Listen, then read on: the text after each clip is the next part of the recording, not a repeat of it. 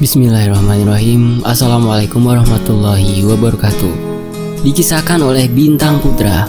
Fakta sejarah membacakannya untuk teman-teman di sini. Sebuah teror dokar atau andong yang dikemudikan pocong keliling desa kami dan sekitarnya. Konon, setiap pintu yang diketuk atau desa yang disinggahi akan mendapatkan malapetaka sampai berakibat kematian bagi penghuni desa. Teror ini pernah berlangsung di era 90-an dan kembali ramai di tahun 2014 dan membuat beberapa desa harus menghentikan semua kegiatan atau aktivitas sebelum petang. Dan sebelum kita masuk ke selengkapnya, mari kita berdoa dulu. Bismillahirrahmanirrahim. Allahumma sholli ala sayyidina Muhammad sallallahu alaihi wasallam. Ini dia teror dokar pocong.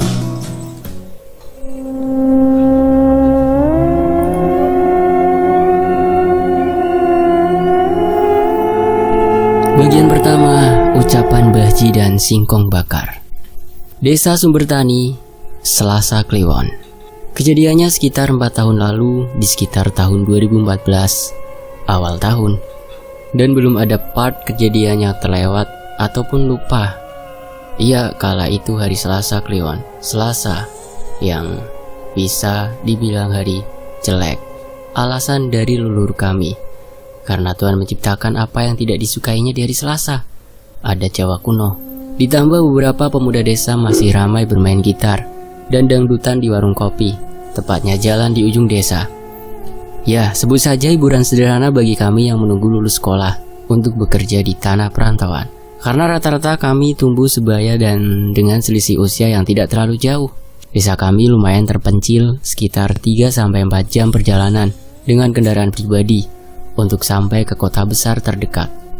Biasanya masyarakat desa berbelanja ke kota setiap minggu, termasuk untuk kebutuhan pangan atau pertanian seperti beras, minyak, bahan bakar, mie instan, kemudian bibit atau pupuk. Desa kami sedikit sulit untuk dijangkau sekalipun dengan kendaraan 4x4 atau berpenggerak 4 roda ya. Kalaupun bisa harus memutar lewat jembatan di desa tetangga dan makan waktu lebih lama tentunya sekitar 6,5 jam. Maka kami harus menyimpan logistik, minyak dan lain-lain dengan baik karena kebetulan jembatan di desa kami rusak akibat banjir bandang beberapa tahun silam dan belum direvitalisasi kembali oleh pemerintah daerah. Sampai cerita ini ditulis. Sebut saja Mbah Ji. Beliau adalah juru kunci desa yang berusia lebih dari 100 tahun. Namanya cukup terkenal di seantero kabupaten tempat kami. Bahkan rumornya, beberapa petinggi negara di masa lalu juga sempat sowan ke rumah beliau, entah meminta restu atau doa, maupun sekedar solusi permasalahan yang berkaitan dengan negara dan beberapa hal yang mengenai hal-hal spiritual. Selasa Kliwon di bulan Februari tahun 2014. Setelah asar, Bahji berpesan kepada beberapa pemuda desa yang salah satunya kebetulan cucu beliau, Adim, bahwa nanti malam gerimis dan disarankan tidak di luar rumah. Dan benar saja, aku beserta teman yang lain merasakan hawa yang berbeda setelah maghrib menjelang. Gerimis tidak kunjung berhenti. Kami beserta teman-teman kami masih di warung kopi untuk menghibur bosan dengan bermain gitar dan bercanda hal-hal yang terjadi di sekolah tadi siang. Kopi kami hampir habis dan kami mulai kehabisan ide lagu yang kami nyanyikan. Jam dinding usang yang tertempel di warung bambu tersebut sudah menunjukkan pukul 19.15. Cukup sore, tapi sepi di desa kami. Sementara gerimis pun tidak juga mereda. Para orang tua kami juga sudah kembali dari sholat isya di masjid. Hawa semakin dingin dan angin semakin bertiup tidak seperti biasanya, seperti membuat kami merinding tanpa tahu apa yang akan terjadi. Tapi salah satu teman kami, sebut saja namanya Adim, dia salah satu cucu Mbah Ji, nyeletuk singkatnya gini, "Wah, hawanya biasanya akan ada hal buruk terjadi kalau begini." Salah satu teman kami, Ja'far, pun berkata demikian. Tapi karena lahir di hari pasaran atau paing dalam penanggalan Jawa, wah, begini nih, bebakaran singkong enak nih. Ajak Edi. Lah singkong punya siapa, Ed? Apa dari kebunmu saja? Wah, deket sama pemakaman itu, Cok. Ngeri, sahut Jafar. Lah diambil aja bareng-bareng gitu, jawab Edi Payeng. Waduh, dikira apa mau panen kalau satu kebun kita ambil semua? Sekalian aja bawa truk kita bawa ke pasar, sahutku. Enggak, maksudku kita berempat ini, ujar Edi Payeng. Ya udah, kalau ada apa-apa asal buruan lari ya, timpal si Adim. Spontan kami bertiga menjawab, siap. Oh iya, dari warung kopi Pak No untuk menuju kebun Edi paling harus menyeberangi sebuah pemakaman dan jembatan bambu.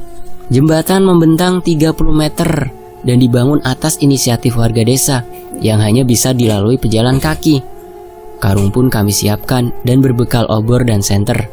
15 menit di tengah gerimis yang hampir mereda dipayungi daun pisang yang kami potong dari belakang warung kopi Pak No, kami berjalan kaki. Tidak lama kemudian, kami sampai di jembatan. Kami berhenti sejenak karena Edi Payeng selaku di depan tiba-tiba diam. Dan seperti menahan langkahnya, seolah-olah sedang terjadi sesuatu di depan. Jafar, aku dan Adim di belakang pun menghentikan langkah, seraya melongok ke depan dan bertanya, apa yang membuat Edi Payeng menahan langkahnya? Shh. Tiba-tiba Edi Payeng memperingatkan kami agar tidak berisik, karena penasaran dengan apa yang terjadi. Kenapa Ed? Ngapain kamu tiba-tiba diam saja? Tanya Jafar lirih. Nggak apa-apa sih, perutku sakit, pengen kentut nih, jawab Edi Payeng dan bersamaan seperti paduan suara kami langsung. Jancok kan, tak kira apa. Aku udah panik setengah penasaran loh. Tawa Edi Payeng berhasil mengerjai sekawanan dan memecah keheningan di pinggir sungai tersebut. Tanpa kami sadari, disinilah teror dimulai. Iya, hal yang tidak terbesit setelah candaan kami yang memecah keheningan malam itu. Kami pun perlahan melanjutkan perjalanan kami menuju kebun Puung, atau kalau bahasa Indonesianya singkong ya, melewati jembatan bambu tadi. Tidak ada 5 menit Edi Payeng menahan langkah di tengah jembatan dan kali ini tatap matanya lebih serius ke satu titik di iringan sungai. Shh. Perintah Edi Payeng ke kami sambil menempelkan jari telunjuk ke mulutnya. Ada sebuah pohon randu mengering dengan daun yang dikatakan jarang. Kami semua ikut melihat ke titik tersebut. Di salah satu dahan yang tinggi bagian pohon randu itu, Jafar dengan spontan langsung mengarahkan senternya ke titik tersebut.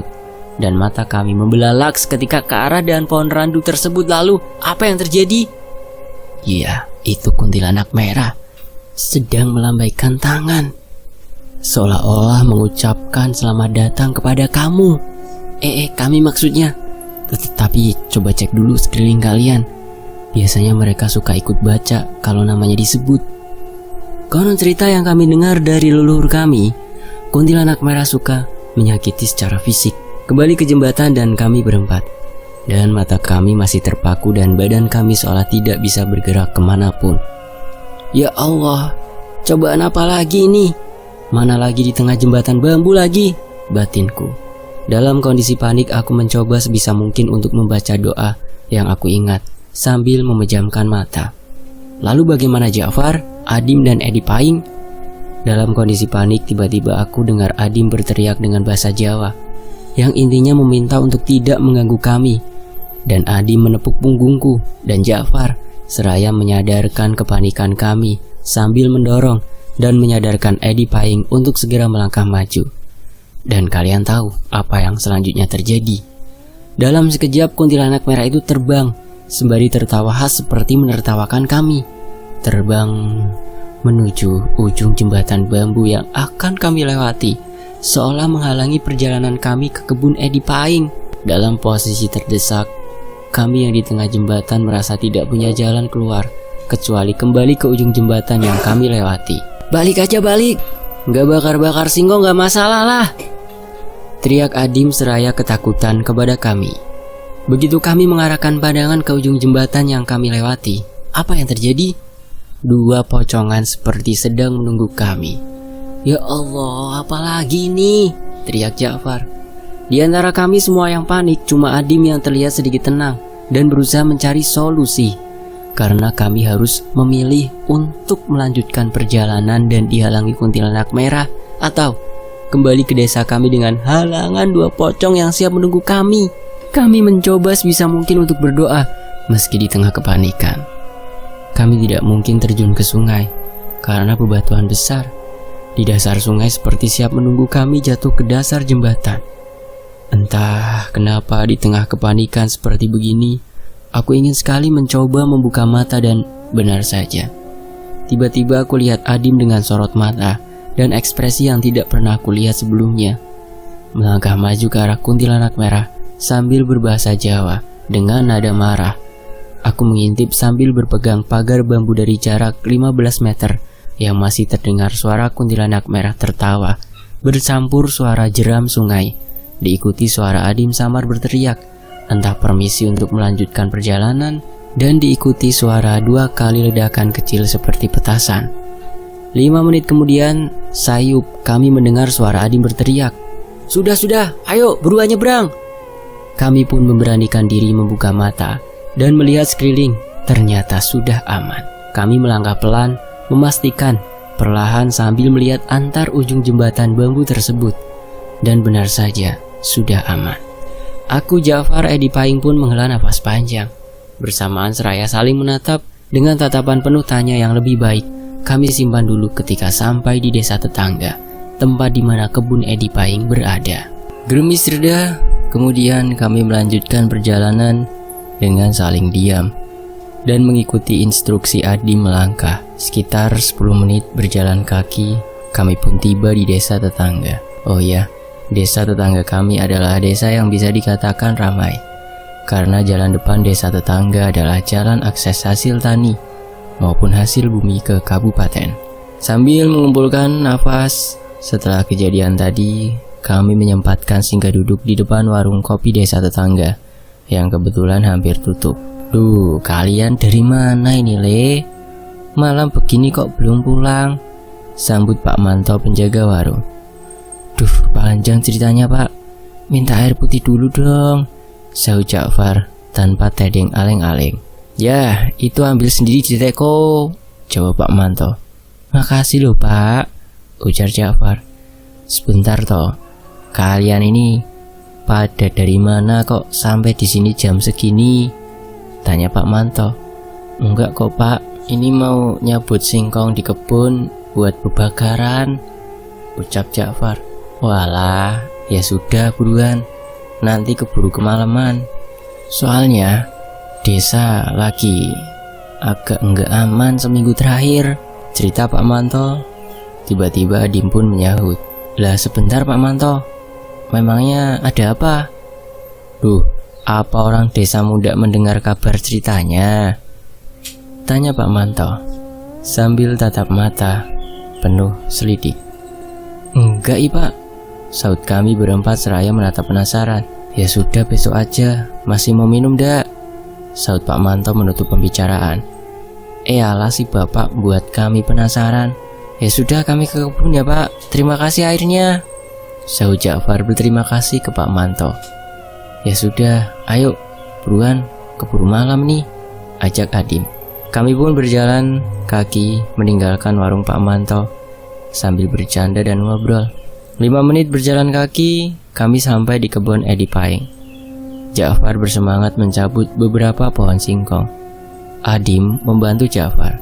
Edi Paying menyorotkan senter ke arah pohon yang kira-kira besar umbinya dan bisa kami makan bersama setelah dibakar. Setelah selesai, umbi kami potong dengan pohonnya. Batangnya kami tanam kembali dengan tujuan bisa tumbuh lagi. Lanjut meninggalkan kebun Edi Paying, kami berjalan kaki melewati warung kopi Pak Manto yang masih terang ternyata, belum tutup. Dan kebetulan sekali ada sebuah mobil pick up parkir milik tetangga kami, Mas Gatot. Kami pun memanggilnya. Dia adalah sepupu Adim yang kebetulan cucu Mbah Ji juga. Mampirlah kami ke warung Pak Manto dan menyapa Mas Gatot yang datang dari kota untuk ulakan pupuk dan bibit.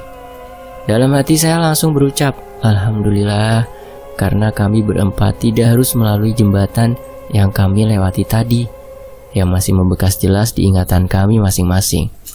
Mas Gatot pun menyapa Adim dengan pertanyaan, Loh Dim, kamu jam segini tidak di rumah, habis dari mana? Itu, anak-anak dari kebun, habis nyabut singkong buat bebakaran, sahut Pak Manto. Iya mas, mau bakar-bakar, timbal Adim. Tak kira tadi jadi tutup pak, tanya Ja'far. Iya, tadi mau tutup, terus Mas Gatot mampir minta kopi, jawab Pak Manto. Walah gitu toh. Mas Gatot, saya pulangnya numpang ya, soalnya kami tidak mau lewat jembatan bambu lagi, ucap Ja'far meminta ke Mas Gatot. Iya Far, ayo sama Adim juga semua, tak nyeruput kopi dulu, tak habisin ya, jawab Mas Gatot. 10 menit kemudian, kami berangkat menuju desa kami dengan menumpang pick up Mas Gatot, ditempuh 30 menit perjalanan. 30 menit berlalu, kami pun tiba di desa kami tercinta. Namun, yang membuat kami sedikit heran, gerimis sudah mereda, tapi hawa desa kami semakin dingin dan sedikit mencekam. Tidak seperti biasanya, seperti akan terjadi sesuatu yang bisa dikatakan kurang baik. Ayo teman-teman, buruan dicuci singkongnya, terus dibakar rame-rame. Kalau kurang rame kita bakar sama rumahnya. Canda Edipaing. Tidak ketinggalan pula Mas Gatot, saudara Adim turut serta. Kami membagi tugas masing-masing. Sementara aku dan Ja'far mengambil kayu bakar yang biasa ibu pakai di rumah untuk menyalakan api memasak, dan Adim, kemudian Edipaing mencuci bersih singkong supaya bisa dimakan, karena kalau salah olahan bisa keracunan. Kami berempat, karena mereka berdua lebih ahli dalam teknik bersingkongan dibanding aku dan Ja'far. Oh ya, Mas Gatot adalah cucu Mbah Ji dari anak pertama, salah satu petani sukses di desa kami, yang bisa dikatakan mampu secara finansial untuk ukuran di desa kami. Kami melakukan acara bubakaran pun di rumah Adim, karena di rumah Adim bisa dikatakan aman. Mbah Ji tinggal dengan orang tua Adim satu atap, dan Adim adalah cucu paling disayang oleh Mbah Ji. Setelah singkong sudah siap dimasak, kami berkumpul di dapur untuk membakar singkong tersebut dan dimakan beramai-ramai. Tiba-tiba Mbah Ji terbangun dan bilang kepada Adim, "Kamu kan sudah saya kasih tahu tadi sore, jangan keluar rumah tole." Padahal kami juga belum menceritakan apapun. Iya Mbah, maaf, jawab Adim kepada Mbah Ji. Kamu tidak diapa-apain kan sama yang merah tadi? Tapi kamu tidak apa-apa kan, bener? Tanya Mbah Ji, memastikan bahwa cucunya dalam keadaan baik-baik saja. Nggak apa-apa Mbah, ucap Adim. Ya sudah, kalau sudah selesai buruan pulang, karena sudah larut malam, perintah Mbah Ji kepada kami. Bersamaan kami jawab, iya Mbah. Jam dinding menunjukkan hampir pukul 12 malam. Mas Gatot pamit untuk beristirahat, dan kami juga selesai bubakaran. Tidak lama kemudian, lalu aku Ja'far berikut Edipaing pamit kepada Adim dan pulang ke rumah masing-masing karena besok pagi kami masih harus bersekolah. Sementara itu, di sisi lain, "Sek Rek, tungguin aku!" teriak Ja'far dari gerbong sekolah kami, membuyarkan pandanganku ke salah satu gadis, namanya Dian, gadis favorit sekolahan kami, yang kebetulan sedang lewat depan gerbang sekolah. Oh ya, kami satu sekolah, dan kebetulan pula satu kelas. Sudah kebiasaan kami dari SD ketika berangkat sekolah saling menjemput satu persatu, dan berangkat bersama dengan bersepeda. Sorry Bin, tadi aku kesiangan nih, ucap Ja'far kepadaku. Santai aja Far, tadi ibumu juga bilang kamu masih mandi katanya, jawabku. Ting tong, 5 menit kemudian jam masuk kelas berbunyi. Ternyata Adim dan Edipaing sudah di kelas sambil membicarakan kejadian beberapa malam lalu di desa tetangga bersama teman kelas kami yang tinggal di desa tetangga. Selamat pagi anak-anak. Tiba-tiba sapa guru bahasa Indonesia kami masuk kelas dan sekejap saja membuyarkan fokus kami yang ikut ngobrol bersama teman-teman kami dan langsung mengambil tempat duduk kami masing-masing. Seperti biasa sembari menjawab bersamaan, "Pagi juga Pak." Saya pun menyiapkan buku catatan yang memang akan diperiksa guru kami di hari ini. Spontan, celetukan Ja'far lirih, "Mati aku, buku catatanku ketinggalan nih Rek." Aku pun menahan tawa. Seperti biasa, remaja pria seumuran kami menganggap kejadian yang menimpa Ja'far pagi ini adalah langganan, dan tidak sekali dua kali. Setelah guru kami berkeliling memeriksa catatan teman-teman kami sekelas, tibalah giliran catatanku diperiksa oleh guru bahasa Indonesiaku. Dan catatanku lolos. Lalu disambung giliran Ja'far sambil diri mengaku, "Lupa Pak, saya enggak bawa buku catatan saya." "Walah Ja'far, kamu ini lupa kok terus. Ya sudah, nanti jam istirahat ke kantor saya," jawab guru bahasa Indonesia kami. Mata pelajaran bahasa Indonesia yang terjadwal di kelas kami pun dimulai. Jam dinding yang terletak di depan kelas menunjukkan pukul 9.25, yang berarti 5 menit lagi kami diizinkan jam istirahat. Akhirnya bel istirahat berbunyi nyaring. Senyaring perutku yang belum sarapan sedari rumah. Tapi jam istirahat sekolah hari ini tidak berlaku bagi Ja'far, karena dia harus menghadap guru bahasa Indonesia kami, yang notabene wakil kepala sekolah kami. Aku, Adim, dan Edi Paing berjalan ke kantin sambil bercanda dengan teman kelas kami. Tanpa sengaja di waktu yang bersamaan, tiba-tiba Dian, gadis favorit sekolah kami, keluar kelas. Dan apa yang terjadi? Iya, kami remaja kaum Adam pasti serempak mengarahkan pandangan ke Dian sambil menyapa dengan nada sok kenal. "Halo Dian," sapa kami bertiga. Kalian?" "Iya," sahut Dian sambil tersenyum kecut. Sesampainya di kantin, "Bu, gorengan tahu isinya ada. Sekalian es teh ya Bu," pinta Adim kepada ibu penjaga kantin. "Saya juga Bu," timbalku. Entah kenapa hari itu suasana kantin sekolah tidak begitu ramai seperti biasanya. Aku pun sigap mengambil piring kecil untuk tempat gorengan yang akan kami makan sambil nunggu dibuatkan es teh. Tiba-tiba Adi membuka pembicaraan. Rek, kalian sudah tahu belum cerita ganjil yang dirahasiakan Pak Manto Warkop kapan hari?" Aku dan Edi Paing spontan menjawab bercampur ekspresi penasaran. "Enggak lah Dim, memangnya ada apa toh?" Tiba-tiba, "Ini es teh kalian, cepat diminum, nanti keburu dingin loh, hehehe," potong ibu penjaga kantin sambil bercanda yang sepertinya ikut mendengarkan pembicaraan Adim, dan kami seraya menyodorkan gelas es teh kepada kami. "Itu loh Rek, katanya ada dokar atau andong yang Pak Kusirnya adalah pocongan," jawab Adim setelah mendengar cerita dari teman kami yang tinggal di desa tetangga kami. "Mosok Dim?" tanya kami penasaran. Adim pun cerita hasil bergosip tadi pagi dengan bersemangat. "Iya beneran, beberapa orang desa juga sudah melihat dokar itu lewat sambil bersuara lonceng kecil seperti andong yang ada di pasar kabupaten." Dalam waktu yang bersamaan bel masuk kelas berbunyi. Ya, kami harus kembali ke kelas dan sementara menyimpan rasa penasaran kami sampai sepulang sekolah dan membicarakan ini dalam perjalanan pulang ke desa.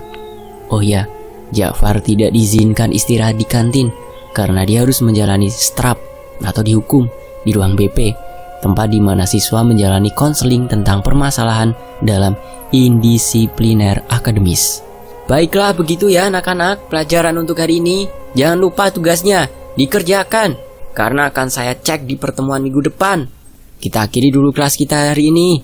Terima kasih, tutup guru matematika kami sembari menutup materi pelajaran sekolah yang kami terima di jam terakhir kelas.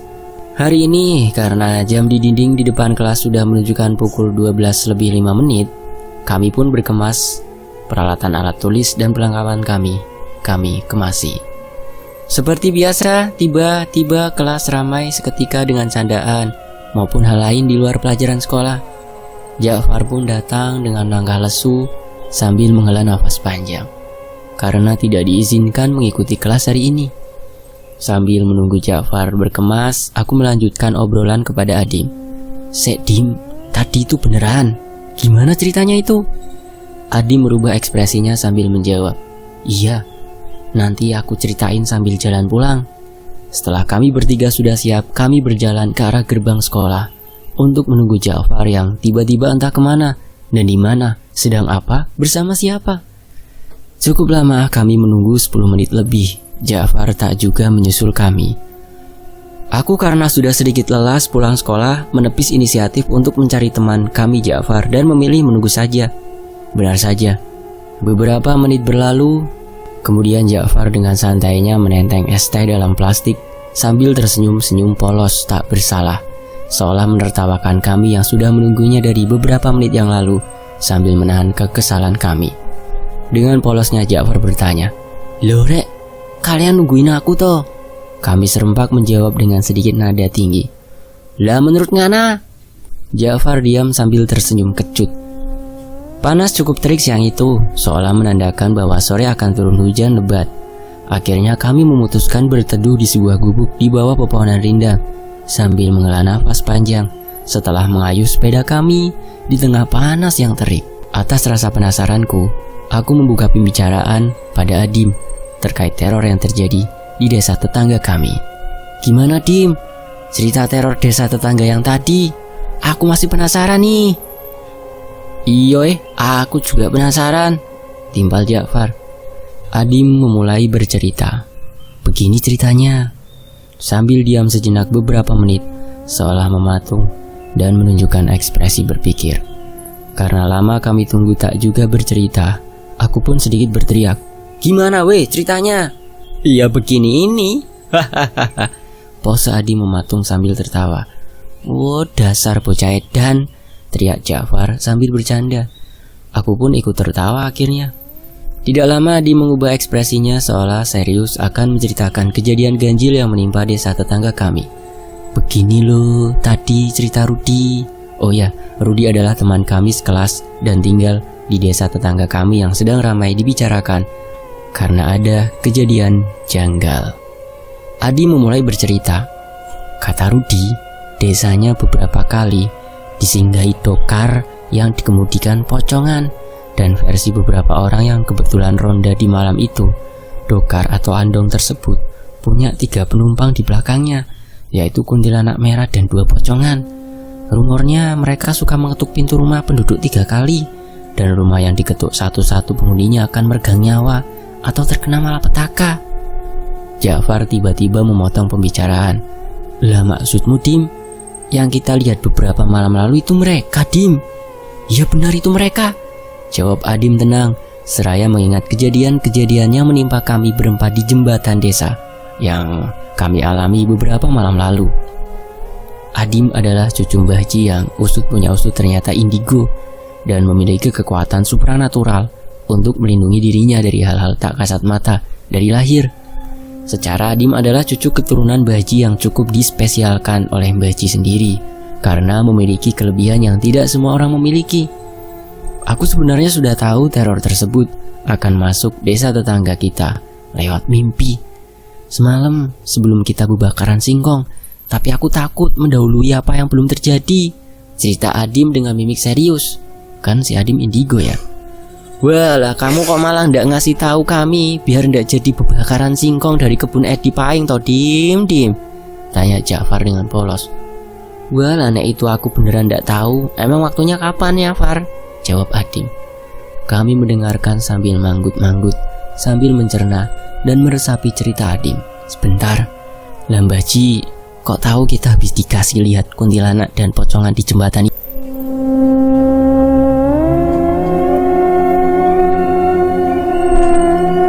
Adim adalah cucu Mbah Ji yang usut punya usut, ternyata indigo, dan memiliki kekuatan supranatural untuk melindungi dirinya dari hal tak kasat mata dari lahir.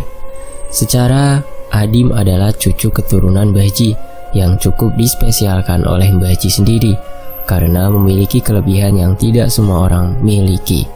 Adim pun bercerita, saya sebenarnya sudah tahu teror tersebut akan masuk desa tetangga lewat mimpi. Semalam sebelum kita bakar-bakar singkong, tapi aku takut mendahului apa yang belum terjadi, cerita Adim dengan mimik serius. Wah, lah kamu kok malah nggak ngasih tahu kami biar nggak jadi bebakaran singkong dari kebun Edi Paing toh Dim? Tanya Ja'far dengan polos. Wah, lana itu saya beneran nggak tahu. Memang waktunya kapan ya Far? Jawab Adim. Kami mendengarkan sambil manggut-manggut, sambil mencerna dan meresapi cerita Adim. Sebentar, lah Mbah Ji kok tahu kita habis dikasih lihat kuntilanak dan pocongan di jembatan itu Dim? Potongku penasaran. Adim menjawab dengan santai. Nanti juga kamu tahu sendiri Bin. Kemudian Adim meneruskan ceritanya yang sempat terpotong oleh rasa penasaran kami. Beberapa orang sudah menjadi korban di desa tetangga, mulai dari kejadian tenggelam di sumur yang notabene sumur sudah ditutupi dan lama tidak terpakai, sampai sakit keras yang secara medis dipastikan sehat, kesurupan, dan banyak hal lain yang kutakutkan itu masuk ke desa kita. Aku, Edi Paing, dan Ja'far serius mendengarkan cerita Adim sambil berpikir mengandaikan cerita Adim terjadi. Sepertinya kuntilanak dan pocongan kemarin pertanda sesuatu menurutku. Karena semenjak kejadian itu, Mbah Ji jarang banget keluar dari kamar. Lanjut Adim kepada kami. Tidak terasa azan asar sudah terdengar lirih dari kejauhan, seolah memotong cerita Adim dan menandakan hari berganti dalam pasaran hari atau penanggalan Jawa. Dan kami berempat memutuskan mengayuh sepeda kami ke rumah masing-masing, karena ibu kami pasti sudah menunggu dan mencari kami, karena dari tadi tidak kunjung sampai di rumah. Dan benar saja, baru saja menginjakkan kaki di halaman rumah, orang tuaku sudah menunjukkan ekspresi marah bercampur khawatir sambil berucap, "Buruan mandi sono, terus gak usah keluar rumah dulu." Karena pulang tidak tepat waktu dan seperti biasanya, aku kira itu sebuah hukuman. Sore ini desa terlihat sepi orang berlalu lalang, dan beberapa orang terlihat menyelesaikan pekerjaannya lebih awal, beda dari biasanya. Begitupun warung kopi Pak No langganan kami juga berencana tutup sebelum maghrib, membuat aku penasaran tentang apa yang terjadi di desa kami. Padahal beberapa hari lalu semuanya berjalan dengan normal. Sepulang dari sholat isya, bapak dan ibuku ngobrol di meja makan. Aku mendengar obrolan bapak, memutuskan keluar kamar dan ikut ngobrol. Barangkali ada kabar tentang sesuatu yang terjadi di desa kami. "Bu, tadi kok tumben waktu bapak sholat di musola kok sedikit sepi, nggak kayak biasanya ya?" tanya bapak ke ibuku. Aku lalu pura-pura ambil gelas sambil mencari teh dan curi-curi mendengarkan obrolan antara bapak dan ibu. "Itu loh Pak, Mbah Ji tadi bilang ada sesuatu yang goib mendekat ke desa kita dan kita diwanti-wanti untuk berhati-hati," jawab ibu. Aku pun tersedak mendengar jawaban ibu menjawab pertanyaan bapak. Seketika ibu bilang kepadaku, "Loh, pelan-pelan tau kalau minum. Kamu ndak diceritain Adim kan? Temanmu itu toh?" Spontan aku jawab, "Iya Bu, tadi Adim juga cerita ke aku, Edi Paing dan Ja'far." Dan ibuku pun menanggapinya dengan santai. "Walah, ya sudah, kalau sudah tahu, sana belajar di kamar. Kalau sudah selesai, cepat tidur ya," perintah ibu. "Iya Bu, siap," jawabku sambil mengambil langkah menuju kamar. Sabtu siang, kami berempat setelah pulang sekolah dan berganti pakaian di rumah, kami bertemu dengan Mas Gatot di warung kopi Pak No. Iya, satu-satunya warung kopi di desa kami yang terletak ujung jalan desa. "Pak No, aku es teh ya," teriakku ke dalam warung. "Aku juga loh Pak No," sahut Adim. "Sebentar, tak ngebuatin Mas Gatot kopi dulu." Kali itu warung sepi karena hanya ada kami berempat dan Mas Gatot yang habis dari merawat kebun cabai rawit miliknya. "Yo sebentar toh, antri dong. Masa datang belakangan minta duluan?" canda Mas Gatot memulai sapaan kepada kami. "Iya Mas, di luar panas banget soalnya." "Lagi nggak kemana-mana nih Mas?" tanya Ja'far. "Belum Far, baru nanti tengah malam mau ke kota, biar sampai di kota pas pagi dan belanja keperluan tani. Kenapa? Kalian mau ikut tak?" ujar Mas Gatot sambil menawari kami, layaknya paduan suara tanpa aba-aba. Kami serempak menjawab, "Wah, iya boleh Mas." "Ya udah, kalian nanti bilang ke orang tua kalian dulu kalau mau ikut aku," saran Mas Gatot kepada kami berempat. "Oke Mas," sahut saya, karena kami sudah lama tidak berkunjung ke kota setelah perayaan hari ulang tahun kabupaten beberapa waktu silam. Selepas maghrib, sedikit ramai karena ada acara tahlil di tetangga kami yang meninggal dunia karena sepuh beberapa bulan lalu. Acara tahlil dilaksanakan setelah maghrib dan akan selesai sebelum isya. Sekitar pukul 18.40, saya masih di ruang tamu menyelesaikan pekerjaan rumah dari sekolah. Setelah acara tahlil selesai, bapak-bapak tempat kami terlihat membicarakan sesuatu yang sepertinya membahas rumor santer dari desa tetangga kami. Tapi aku lebih memilih masuk ke kamar dan menunggu bapak sampai di rumah dan meminta izin ikut Mas Gatot ke kota tengah malam nanti. Maklum, perjalanan dari desa kami ke kota kabupaten terdekat adalah 6,5 jam, melewati perkebunan karet, tebu, dan perkebunan kakao atau coklat di sisi kanan dan kiri. Dan selama itu 3,5 jam, cukup lama bukan? Iya, karena sebagian jalan yang kami lalui bukanlah jalan aspal, tapi jalan makadam, yaitu jalan tanah dengan batu yang ditata ala kadarnya, tanpa aspal. Tidak lama bapak kemudian masuk ke rumah. Pak, aku boleh ya nanti malam ikut Mas Gatot ke kota buat beli bibit? Kan besok libur sekolah, Pak. Tanya saya kepada bapak. Sama siapa saja, Le? Kalian berempat? Iya, Pak. Ya sudah, ndak apa-apa. Yang penting hati-hati di jalan ya. Pamit ibumu juga jangan lupa. Ucap bapak mengiyakan.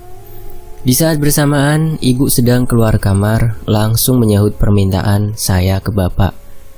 Yang penting ndak sendirian berempat toh, kamunya. Toh ada Mas Gatot.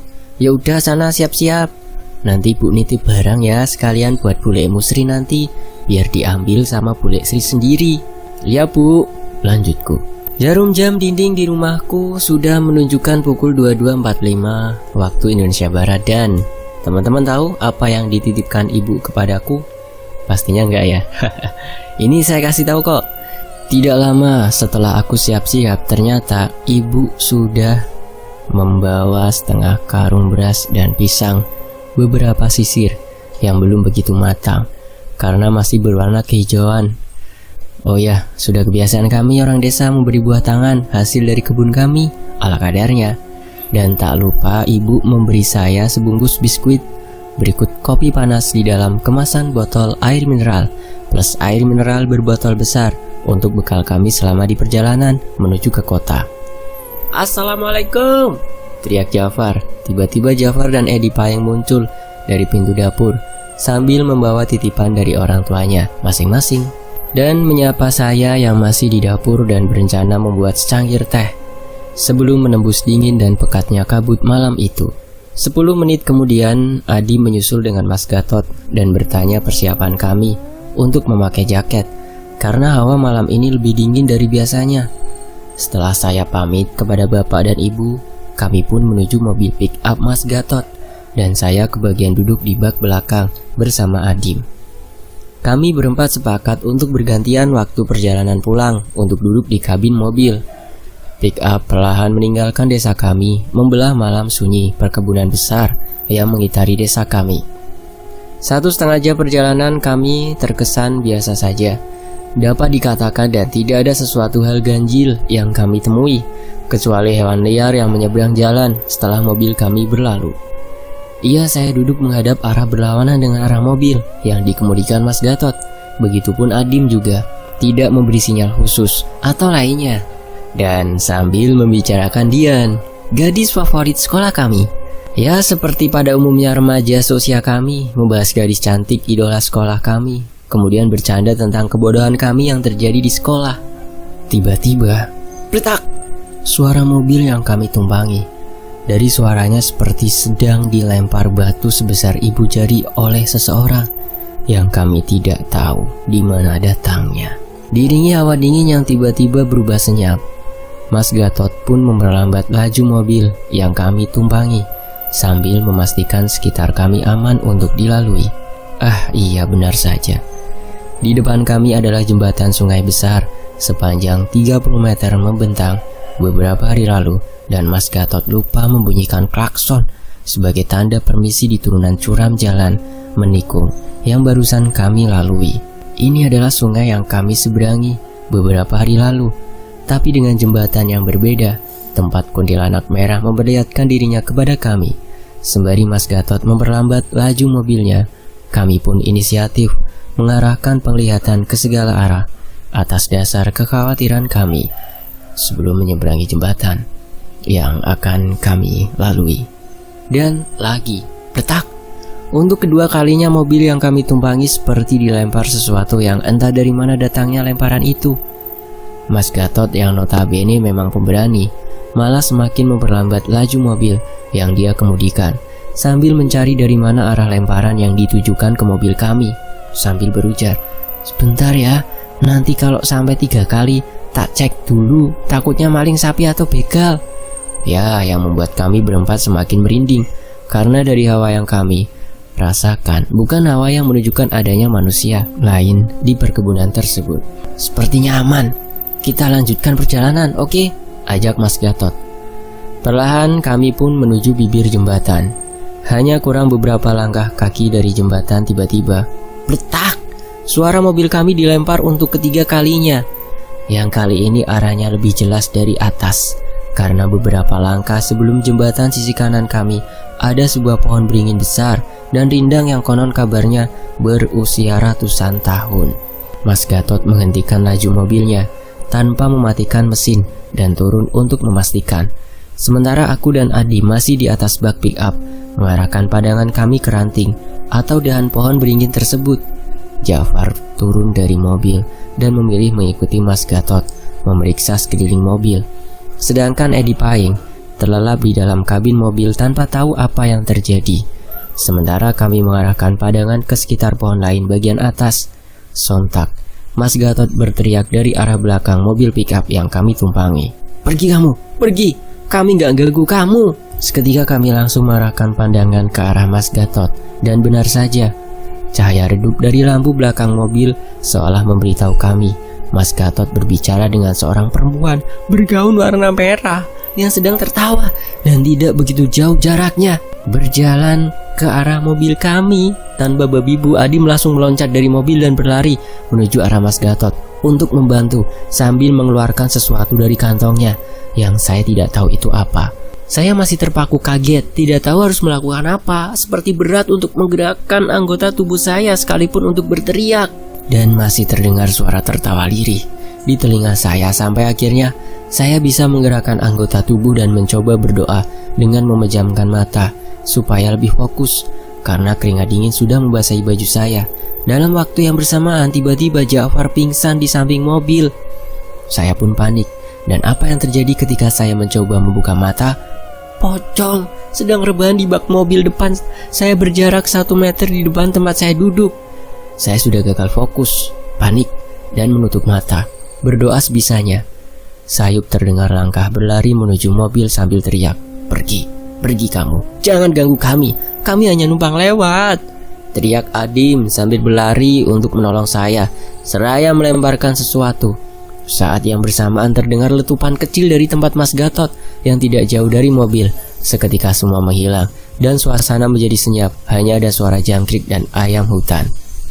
Saya memberanikan diri untuk membuka mata dan semuanya aman. Adim dan Mas Gatot mengangkat Jafar yang pingsan ke dalam kabin mobil. Sambil menenangkan diri, saya lihat Adim kembali ke bak mobil dengan menghela nafas panjang. Setelah hal di luar nalar tadi, begitupun Mas Gatot tidak berkata apa-apa tentang kejadian tadi, dan saya memilih menyimpan pertanyaan ketika sudah sampai di kota. Tapi ternyata teror tidak hanya berhenti di sini. Setelah menyeberangi jembatan sekitar 45 menit, kami melihat sorot cahaya dan sayup suara mesin truk dari kejauhan. Tapi setiap Mas Gatot mencoba menyembunyikan klakson, selalu tak ada sahutan. Truk sudah mulai mendekati kami dengan arah yang berlawanan, dengan keadaan lampu jauh yang menyala, sehingga kami silau tidak bisa melihat siapa yang mengemudikan dan truk dari mana. Perlahan semakin mendekat, kami semakin silau, sampai akhirnya berpapasan dengan posisi jendela kabin. Sudah sejajar. Mas Gatot berteriak, "Woi, lampunya pak!" Tak dinyana, truk tersebut dikemudikan pocong. Sorot mata merah menyala dan senyum menyeringai dari wajah menghitam dan rusak, menonjolkan tulang hidung tanpa bibir dan hidung seolah memperingatkan kami dari bangku pengemudi. Seketika Mas Gatot menghentikan laju mobil yang kami tumpangi, sedangkan truk tadi terus maju perlahan sampai terlihat belakangnya. Dan ternyata di bak truk tersebut dipenuhi pocong yang berdiri sambil lompat ke jalanan, berlompatan mengikuti arah mobil kami, dan mereka mengikuti kami, tidak lagi melompat kecil, tapi melompat terbang. Semakin mendekati mobil kami, Mas Gatot terlihat sedikit gugup dengan apa yang barusan terjadi. Sorot dan raut mata Adim tiba-tiba berubah tidak pernah saya lihat sebelumnya selama berteman dengan Adim. Sorot mata yang tenang, teduh, tapi ada energi besar tersimpan. Sorot matanya mengarah ke sekumpulan pocong yang terbang menuju arah kami. Mas Gatot pun akhirnya mengemudikan laju mobil kami dengan tenang, seperti tidak ada gangguan apapun. Entah apa yang dilakukan Adim, tapi serombongan pocong tadi tiba-tiba menjauh, semakin jauh, dan menghilang meninggalkan kami. Saya pun bernafas lega. Biasanya aku lewat itu gak ada yang begini loh Dim. Lawang biasanya juga sendirian meski malam-malam. Begitu kata Mas Gatot yang memulai pembicaraan sambil memegang kemudi dengan kecepatan 25 km per jam karena masih di jalan rusak di area perkebunan. Adi menjawab, "Iya Mas, kenapa ya? Besok aja kita tanyain Simbah Mas." Saya perhatikan jam digital di dashboard mobil menunjukkan pukul 2.15 dini hari. 40 menit lagi kami akan sampai di desa tetangga tempat warung Pak Manto berada. 15 menit sudah berlalu, sayup dan diri terdengar orang nembang Jawa. Padahal kami masih di tengah perkebunan karet yang notabene tidak ada manusia yang beraktivitas di sana dini hari sekalipun. Penjaga perkebunan. Saya bertanya kepada Adim, tapi tanpa sempat berucap. Seketika Adim menjawab, "Sudah, gak usah didengerin, biarin aja." Musik dangdut dari dalam kabin cukup terdengar rapi, tapi entah kenapa suara orang nembang Jawa ini seperti lebih terdengar dan berusaha menyayat nyali saya. Di saat yang bersamaan, suara lonceng atau dokar dan derap sepatu kuda lirih terdengar. Aduh, mati aku, batinku. Dim, coba lihat itu depan Dim, perintah Mas Gatot ke Adim sambil terkaget-kaget. Wah, iya tuh Mas, teriak Adim. Rupanya teriakan Adim membangunkan Edi Paing. Sontak Edi Paing berucap sambil mengucek matanya, seolah tidak percaya. Ya Allah, astagfirullah, apa ini Mas? Saya masih mencoba menahan diri untuk memejamkan mata dan memilih tidak melihat apa yang teman saya lihat di depan mobil kami. Tapi apa daya, rasa penasaran saya memuncak dan memutuskan melihat apa yang terjadi.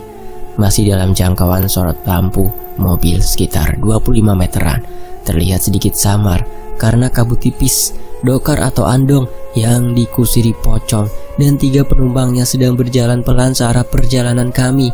Masih terdengar jelas lonceng dan derap kuda yang tadinya sayup dan diri serasa mendekati mobil kami. Mas Gatot memutuskan mengurangi kecepatan mobilnya sambil memastikan tidak ada kejadian yang akan terjadi kepada kami. Tiba-tiba kabut semakin tebal, lampu mobil Mas Gatot tidak bisa menembus jauh kabut malam itu. Sampai akhirnya Mas Gatot memutuskan untuk menembus kabut pelan saja karena dikira sudah aman untuk dilalui. Ternyata puncak teror malam ini ada di sini. Tidak lama menembus kabut pekat, tiba-tiba mesin mobil mati seketika dan tidak bisa dihidupkan. Meski berulang kali dicoba, saya masih dalam kondisi gugup dan takut sesuatu akan terjadi. Mas Gatot turun dari mobil dan coba mengecek apa yang salah, dibantu Adim dan Edi Paing. Saya belum memutuskan turun dari mobil untuk membantu karena masih takut sesuatu akan terjadi. Ja'far masih dalam keadaan pingsan. Tidak lama suara dokar atau andong dan derap kuda berikut suara lonceng yang tadi hilang ditelan kabut pekat tiba-tiba muncul lagi dengan lirih dari arah belakang kami. Keadaan semakin senyap dan mencekam. Seketika Adim berlari kecil ke arah dokar tersebut dan Mas Gatot masih belum menyadari karena masih fokus mengecek mesin mobilnya.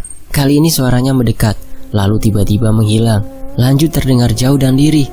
Mas Gatot kemudian langsung berlari ke arah suara tersebut. Dan kalian tahu, hanya saya, Edi Paing dan Ja'far yang dalam keadaan pingsan berdiam diri di mobil sambil menunggu Adim dan Mas Gatot kembali ke mobil. Suara dokar menghilang dan tidak lama kabut mulai tipis, menampakkan keadaan jalan tempat kami berhenti. Mas Gatot dan Adim belum kembali. Kami pun bingung harus berbuat apa kecuali menunggu mereka meski keadaan sudah mulai tenang. Terdengar langkah manusia dari arah Mas Gatot. Ternyata Adim kembali dan tanpa tahu Mas Gatot berada di mana. Loh, Mas Gatot nggak sama kalian toh Ed? Tanya Adim seraya berteriak kepada kami. Enggak kok, kan tadi Mas Gatot nyariin kamu Dim, jawab Edi Paing dan saya. Edi Paing berdua masih kebingungan dengan jawaban Adim. Terdengar teriakan dari arah yang tidak begitu jauh. Dim, Rupanya suara Mas Gatot muncul, berjalan dari arah kegelapan memanggil Adim. "Kalian tidak apa-apa kan?" tanya Mas Gatot kepada kami semua. "Aman Mas Gatot, tapi Ja'far masih pingsan," sahut Edi Paying. "Ya sudah, kita coba hidupkan mobilnya dulu." Seraya memutar kunci mobil pada rumah kuncinya, dan ternyata hidup. Serentak kami langsung, "Alhamdulillah hidup!" Dan kami berikut Mas Gatot pun melanjutkan perjalanan tanpa membahas kejadian yang barusan kami alami malam ini. Seperti saya yang menyimpan pertanyaan atas kejadian tadi. 30 menit kemudian kami sudah sampai di jalan aspal, yang notabene berarti sudah mulai aman karena lampu penerangan jalan umum menerangi jalan yang akan kami lewati menuju kota kabupaten tujuan kami.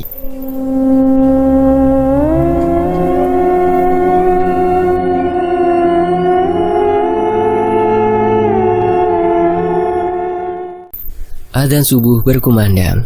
Kami menyempatkan istirahat dan sholat sebelum melanjutkan perjalanan kami kembali. Kali ini adalah malam yang cukup berat untuk kami dan Mas Gatot. Berarti bener ya, rumor desa tetangga, seperti cerita Pak Manto warung kopi, yang kapan hari aku ketemu kalian itu.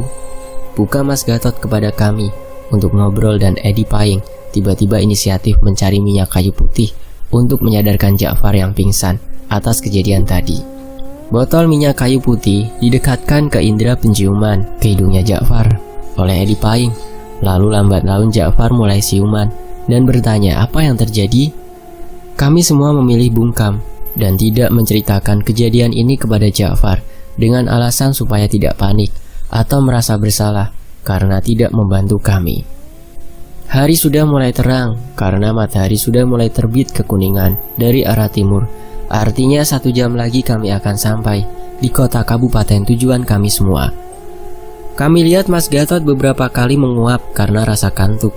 Karena matahari melawan arah tujuan kami, berikut hawa panas sudah mulai terasa. Akhirnya kami sampai di kota kabupaten tujuan kami dan langsung menuju pasar. Sementara Mas Gatot menyelesaikan keperluannya membeli logistik perkebunan di satu-satunya toko besar pertanian kabupaten kami. Kemudian Bule Sri dan Pak Lek Sudar datang menghampiri saya. Setelah itu Bule Sri dan Pak Lek Sudar mengajak saya sarapan di kedai yang tidak jauh dari toko besar tujuan Mas Gatot membeli alat pertanian. "Gimana Pin? Kabar bapak sama ibumu?" tanya Pak Lek Sudar. "Alhamdulillah Pak Lek." "Pak Lek apa kabar? Ardi sama Mira ndak diajak toh Pak Lek?" jawab saya sambil bertanya kabar keluarga Pak Lek. "Oh alah, mereka tadi ada nunggu di rumah, ndak mau ikut. Lagian mau didudukin di mana?" Canda Pak Lek kepada saya. "Oh ya Pak Lek, ini ada titipan dari ibu buat Bule Sri sama Pak Lek Sudar," sahutku. "Lu alah, ibumu kok repot begini toh Le?" "Ya sudah, makasih ya. Sampaikan salamku ke ibumu."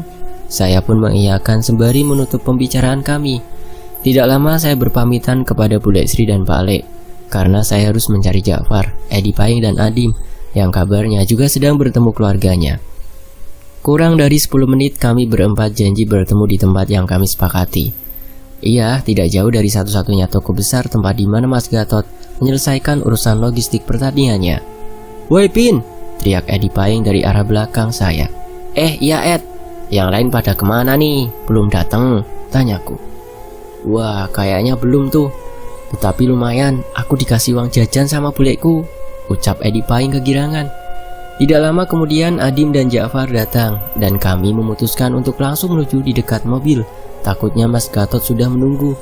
Barangkali kami bisa untuk membantu menaikkan barang. Benar saja, belum lama Mas Gatot menunggu kami datang dan semua sudah siap untuk pulang ke desa kami setelah semua kebutuhan berada di atas bak mobil pick up yang kami tumpangi. Sementara itu di sisi lain, sepertinya tidak ada yang spesial malam ini.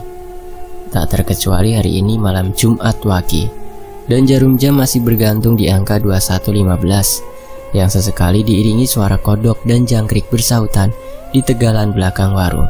Seolah-olah mereka bernyanyi untuk saya, Edi Paying, Adim dan Ja'far yang sudah mulai bosan menunggu siaran pertandingan bola di TV mulai. Kali ini Pak No tidak berencana menutup warungnya sebelum pertandingan bola antara MU melawan Chelsea berakhir. Dan benar saja, 10 menit kemudian datanglah Pak Saman, tetangga kami menyusul ke warung demi menonton pertandingan bola di TV malam ini. Dilanjut beberapa orang bergantian datang, hingga warung jadi sedikit ramai. Buatku pribadi ini menyenangkan sekali, ramai, dan membicarakan banyak hal maupun pengalaman sambil menunggu pertandingan bola disiarkan. Jarum jam dinding sudah menunjuk di angka 23.55 yang berarti acara siaran pertandingan akan dibuka oleh MC dan komentator sepak bola kenamaan asal ibu kota, Bung Roni, sapaan akrabnya. Biasanya Bung Roni memang sebagai pembuka acara plus sebagai komentator sebelum pertandingan dimulai dan disiarkan secara langsung. Kemudian, setelah perhitungan poin dan peta kekuatan kedua tim yang akan bertanding dini hari kali ini oleh Bung Roni, pertandingan pun dimulai, ditandai dengan peluit panjang dari wasit sebagai ketua pertandingan di stadion kenamaan Inggris Old Trafford yang tidak lain adalah home base kesebelasan MU. 45 menit pertandingan babak pertama pun usai dan kedudukan sementara dimenangkan kesebelasan Red Devil MU. Tiba-tiba, mati listrik. Penonton kecewa dan menggerutu, kemudian Pak No menghidupkan 2 lampu petromak supaya warung tetap terang dan kegiatan ngopi bisa berlanjut tanpa siaran pertandingan sepak bola tentunya. Kemudian para jangkrik melanjutkan nyanyiannya, mencoba memecahkan suasana malam itu. Disambung bapak-bapak berangsur membubarkan diri ke rumah masing-masing, sampai tertinggal hanya 5 orang di dalam warung kopi, yaitu saya, Adim Ja'far Edi Paing, dan bapak pemilik warung di cerita saya sebelumnya, Pak No. Kami pun mengobrol soal beberapa kejadian yang kami alami beberapa hari terakhir, sambil Pak No pun bercerita beberapa kejadian janggal di desa tetangga yang beliau dengar dari kawannya yang tinggal di desa yang kami ceritakan malam ini. Jam dinding yang tertempel di atas pintu warung kopi sudah menunjukkan pukul 1:10 dini hari. Terdengar suara mobil yang sepertinya tidak berjalan pelan dari arah gapura desa. Tak lama kemudian, tiba-tiba mobil yang kami dengar suaranya tadi berhenti mendadak di depan warung kopi Pak No. Terlihat bapak-bapak usia 50 tahunan sedikit berlari menuju warung sambil tergopoh-gopoh dengan raut muka yang panik menanyakan rumah Baji. Tak dinyana terdengar suara perempuan berteriak histeris dan sesekali menggeram dan meneriakkan kata-kata kasar yang intinya menolak dan menantang. "Mari saya antar Pak, ke Simba sekarang." Adim tanpa bertanya langsung berinisiatif mengantarkan bapak-bapak dan 3 orang dewasa di dalam mobil ke rumah mbahnya. Kami mengikuti Adim dari belakang. Mbah dereng sare. Iki lho, ono wong jaluk tulung, koyoke anake kesurupan, Mbah. Tanya Adim seraya mencari mbahnya di dalam rumah. "Iyo Dim, ndang kongkon mlebu, mumpung durung kebacut. Awakmu gawe wedang, gawe dayohe," saut Mbah Ji sambil memerintahkan Adim untuk membuat teh buat tamu yang datang. Tanpa suara, Adim langsung bergegas merebus air di dapur dan kami mengikutinya untuk membantu. "Bajingan kabeh, aku gak wedi karo sira kabeh. Ilmumu gak ono apa-apane karo aku. Gak wedi marang sira kabeh." Teriakan dan kata-kata kasar keluar dari mulut perempuan muda dengan aksen Jawa kental, sembari tertawa sombong terdengar sampai ke dapur. Setelah beberapa gelas cangkir teh hangat siap, kami berempat yang penasaran pun curi-curi dengar percakapan Baji dan tamu. "Tolong pegangin tangannya ya nak, saya coba untuk menanyakan dulu, ini maunya apa kok sampai kejadian seperti ini?" Perintah Baji kepada keluarga yang membawa salah satu anak mereka ke tempat Baji malam ini. "Kamu siapa? Datang dari mana? Ngapain kamu? Kok bikin repot warga desa sini? Anak ini menyalahi apa dengan kamu?"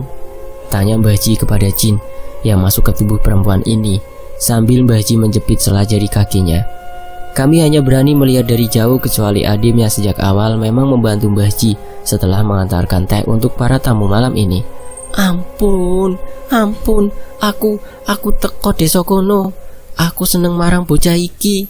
Tur aku digongkon tuanku mergo anak putune wong desa kono ono sing ingkar janji marang tuanku, jawab Jin seraya meminta maaf kepada Mbah Ji. Ya, pernyataan ini pun membuat kami semakin penasaran dengan apa yang terjadi sebelumnya. Perjanjian apa yang diingkari? Tanya dalam batin kami bertiga. Jin yang merasuki tadinya sombong kemudian menangis minta ampun kepada Mbah Ji dan pun Jin itu pergi. Tak lama kemudian tiba-tiba ada suara laki-laki tertawa horor keluar dari mulut perempuan korban kesurupan tadi. Kali ini jin lain. Yang usut punya usut, ternyata ada beberapa jin yang merasuki tubuh perempuan ini. Kami bertiga masih belum tahu siapa perempuan muda ini. Dari perawakannya tampaknya sebaya dengan kami. Siro kabeh arep laopo? Siro kabeh gak bakal iso ngalahno aku lan konco-koncoku. Bocah iki wis kepilih, gak bakal iso mbok apa-apano. Kata-kata yang muncul dari perempuan korban kesurupan kali ini, dari nadanya sepertinya yang kali ini lebih kuat dari sebelumnya. Beda jin lagi ini. Kon kabeh padha ae karo liyane. Karepmu apa? Ndang ngalio kabeh. Bocah iki salah apa karo kon? Kata Simbah Ji kepada jin laki-laki kali ini. Suasana kali ini lebih beda. Tiba-tiba perempuan muda kesurupan tidak mengeluarkan sepatah kata pun dan suara jangkrik menghilang. Suasana menjadi sangat sunyi. Tiba-tiba Mbah Ji memanggil kami. "Le, berwudu dulu ya. Terus semua pada kesini. Ambil kitab di kamar.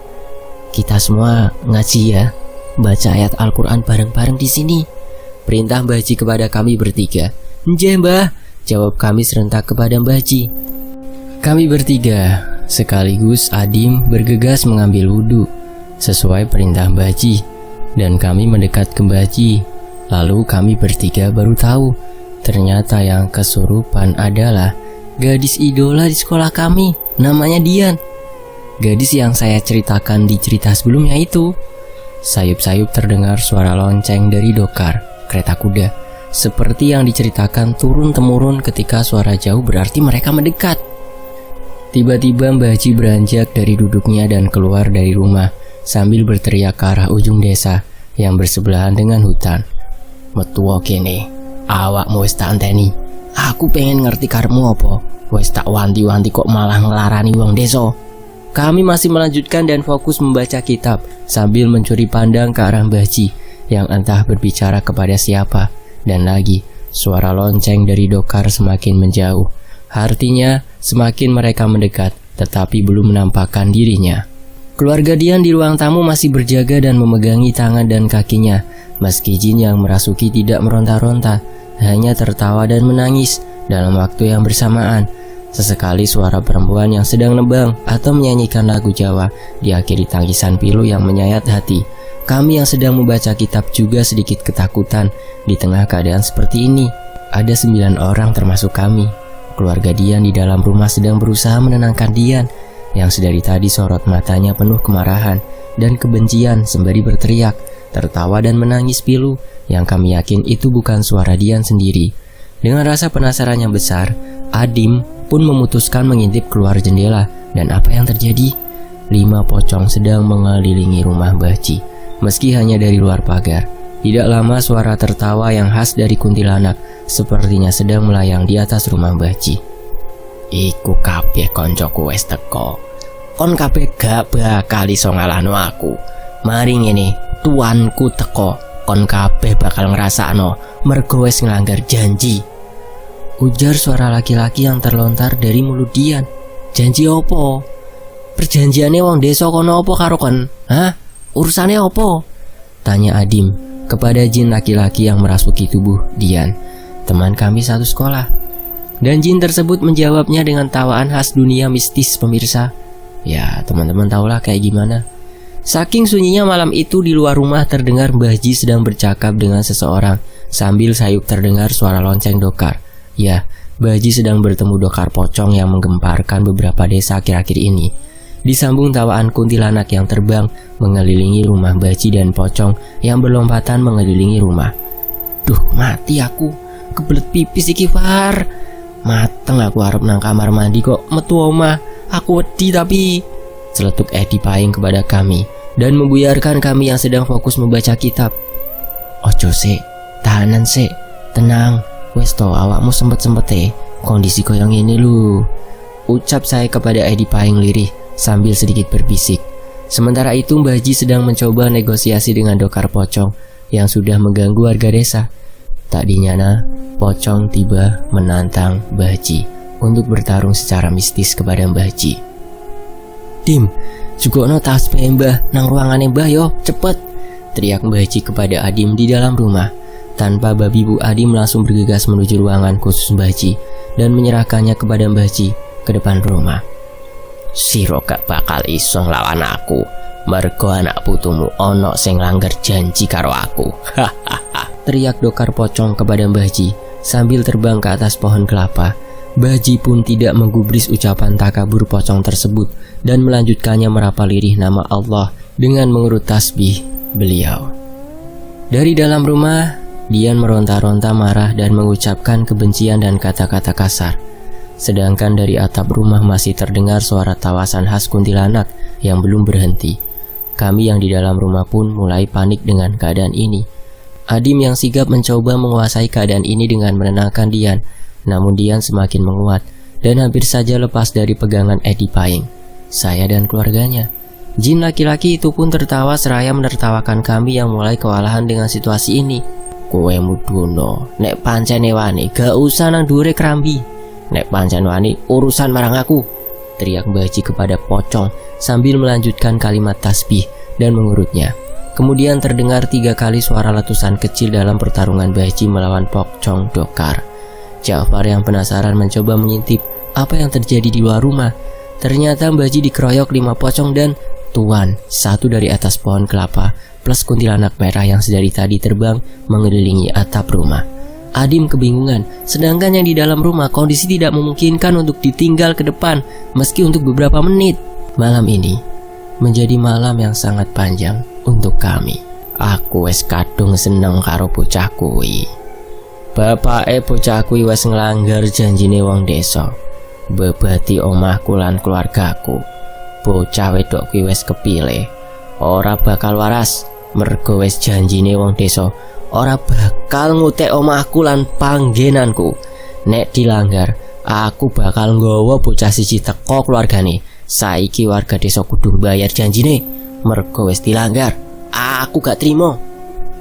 Ucap pocong kepada Mbah Ji yang sedang di bawah pohon kerambil. Sambil menurut kalimat tasbih dengan lirih. Dari ruang tamu, Adi masih berusaha menenangkan Dian yang masih tertawa sembari meronta, berusaha melepaskan diri dan melotot kepada kami satu persatu, seolah-olah memberi pesan kepada kami untuk menyingkir dari urusannya. Kabehku ono carane. Gak iso koyok ngono. Mangkane kon mudono tak tatakane kene nek wani. Nggonmu pancen dudu nang kene. Ojo nganti nggarai wong desa nek gak gelem urusan karo aku. Ucap Mbah Ji sambil meneruskan ucapan-ucapan tasbih lirih sampai tak dinyana terdengar letusan besar dan muncul api dari atas pohon kelapa dan teriakan berikut tangis yang menyayat hati. Ampun, aku ampun, ngapurone, aku cuma nagih perjanjiane kabeh ke anak putune wong desa kono. Bocah kuwi ora bakal waras mergo wis kepilih karo tiyang kembare. Ampun, aku ampun, ucap pocong sambil meminta ampun kepada Mbah Ji. Disusul pocong lain yang tiba-tiba menghilang. Tiba-tiba turun kabut yang pekat sekali sampai tidak terlihat apa yang terjadi di luar tanpa bantuan cahaya. Jalu oh ampun marang Gusti Allah, ojo karo aku. Iki gawe sira mergo wis nglarani wong desa sampai kaya ngene. Suasana yang tadinya genting mendadak senyap dan sunyi seiring kabut pekat yang turun membersamai embun yang tidak pernah mengeluh atas jauhnya perjalanan. Dian yang tadinya meronta-ronta sambil melotot tiba-tiba memejamkan mata dan melemah. Kami pun masih berjaga, takut ada yang kembali merasuki setelah kami lepaskan pegangan kami. Tiba-tiba Mbah Ji masuk ke rumah dan berujar, Wes rampung kabeh urusane. Tapi aku pesenang sampean keluargane kabeh luwih hati-hati yo. Mergo bocah iki wis diincer tiang kembare. Iku gak iso diwarasne. Nek diwarasne, kabeh pikiran sadare dadi ilang, koyok wong edan. Lupute wong edan yo mati. Dian masih pingsan tergolek lemah di atas dipan di ruang tamu sambil kami dan Mbah Ji membicarakan soal tiang kembar. Tiang kembar adalah jin yang mencari inangnya. Artinya itu adalah bahaya. Apabila merasuki tiang kembarnya gak akan bisa disembuhkan kecuali dipisahkan maut. Minimal hilang kesadaran sebagai manusia. Sayup lirih terdengar azan subuh, tanda pagi sudah menjelang dan menampakkan dirinya. Mbah Ji pun berpesan seraya menutup kejadian malam ini. Wes, iki wes subuh. Sampean matur nuwun kalian Gusti Allah. Lan sering-sering maos Al-Fatihah nggih. Dian, sampean gowo balik. Arek iki wes gak apa-apa. Tapi siji pesanku, tolong luwih ngati-ngati nang di arep la opo wae, luwih hati-hati mergo arek iki wis diincer. Nggih Mbah, matur nuwun sanget damel pitulungane dalu niki. Ngapunten sanget saderenge mergi dados ngrepoti, ucap keluarga Dian kepada Mbah Ji. Dan cerita ini pun berakhir dan kebaikan tetap memenangkan di akhir cerita. Terima kasih teman-teman, saya pamit. Wassalamualaikum warahmatullahi wabarakatuh. Alhamdulillah.